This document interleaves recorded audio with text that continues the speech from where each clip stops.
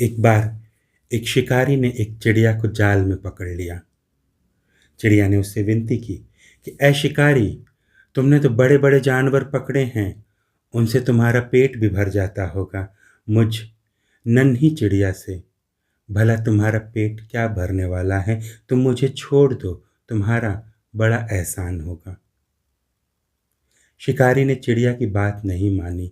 तब चिड़िया ने उसके सामने एक ऐसा ऑफर रखा जिसे वो ठुकरा नहीं पाया।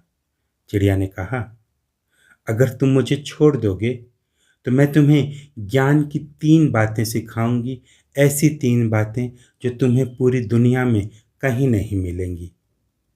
शिकारी ने कहा, ठीक है, अगर तुम्हारा पहला ज्ञान मुझे अच्छा लगा तो मैं तुम्हारा दूसरा और तीसरा ज्ञान भी सुनूंगा, और अगर पहला अच्छा नहीं लगा तो मैं तुम्हें यहीं काट के खा जाऊंगा। चिड़िया ने शिकारी की शर्त मान ली और बोली, तो सुनो शिकारी, मेरा पहला ज्ञान, कोई व्यक्ति अगर बहुत दावे के साथ अपनी बात कहे तो उस पे जल्दी यकीन मत करना। शिकारी को ये बात बहुत अच्छी लगी। उसने चिड़िया को आज़ाद कर दिया। चिड़िया उड़ के डाल पे बैठ गई। शिकारी ने कहा, अब दूसरा ज्ञान बताओ। चिड़िया ने कहा, सुनो शिकारी, मेरा दूसरा ज्ञान ये है कि अतीत में जो चीज़ें तुमने खो दी उन पे दुख मत करना। चीज़ों को हम खोने के लिए ही पाते हैं। शिकारी को ये बात भी बहुत अच्छी लगी। उसने कहा, अब मुझे तीसरा ज्ञान दो। चिड़िया बोली, तीसरा ज्ञान सबसे बड़ा ज्ञान है।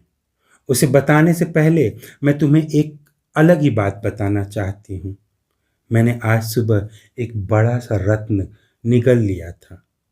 वो रत्न अब भी मेरे पेट में साबुत पड़ा हुआ है। वो करोड़ों रुपए का रत्न है।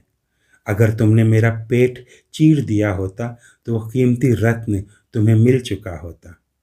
मुझे आज़ाद करके तुम्हारा बहुत बड़ा नुकसान हो गया।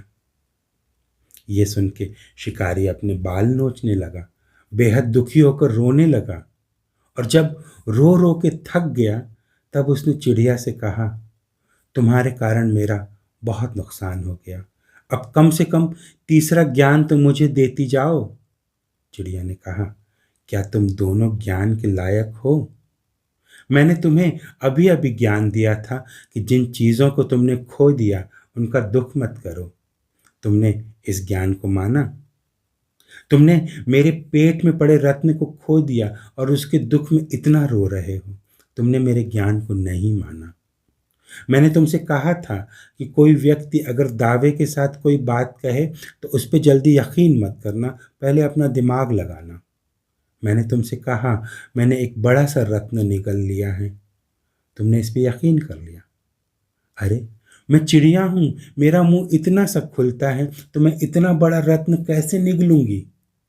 सुनो शिकारी, मैंने तुम्हें 2 ज्ञान दिए, तुमने दोनों पे अमल नहीं किया, यानी तुम दोनों के लिए ही अयोग्य थे।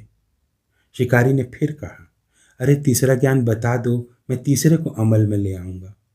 चिड़िया बोली, जो लोग पहले और दूसरे ज्ञान को अमल में लाते हैं, तीसरा ज्ञान सिर्फ उन्हीं लोगों को मिलता है, तो ये ज्ञान तो तुम्हें नहीं मिलने वाला। इतना कह के चिड़िया उड़ गई। रूमी कहते हैं, ये तीसरा ज्ञान संसार में बहुत कम लोगों को मिल पाता है। ये तीसरा ज्ञान संभवतः परमात्मा का ज्ञान है, अपनी ही आत्मा का ज्ञान है। पहले 2 ज्ञान को अमल में लाने में ही इंसान नाकाम रहता है, तो तीसरा ज्ञान उसे क्यों मिलेगा? खुद को इस तीसरे ज्ञान के योग्य बनाने में ही पूरा जीवन निकल जाता है। जो लोग छोटे ज्ञान को समझकर खुद को बड़े ज्ञान के लायक नहीं बना पाते, उनके सामने किसी भी तरह के ज्ञान की बात करना यानी रेगिस्तान में बीज फेंक के फसल उगाने के सपने देखना। रूमी की किताब मसनवी में कहानियों का एक विशाल भंडार छिपा हुआ है। उनकी कविताओं की तरह उनकी कहानियाँ भी हमारे आध्यात्मिक, रूहानी, मानसिक और वैचारिक विकास में मदद करती हैं। रूमी की किताबों और उनकी शायरी से मैं लाया हूँ ऐसी ही कुछ ख़ास कहानियाँ। हर कहानी से हमें कोई न कोई सीख ज़रूर मिलती है। इन कहानियों को सुनने के लिए यूट्यूब पर मेरे चैनल से जुड़े रहिए। लेख, पीडीएफ और ई बुक्स मैं टेलीग्राम पर शेयर करता हूँ, इसलिए मेरे टेलीग्राम चैनल पर जुड़ जाइए। सारे लिंक डिस्क्रिप्शन बॉक्स में हैं। और अधिक जानकारी चाहिए तो मेरी वेबसाइट geetchaturvedi.com पर विजिट कीजिए। तो जल्द मिलते हैं रूमी की और कहानियों के साथ। तब तक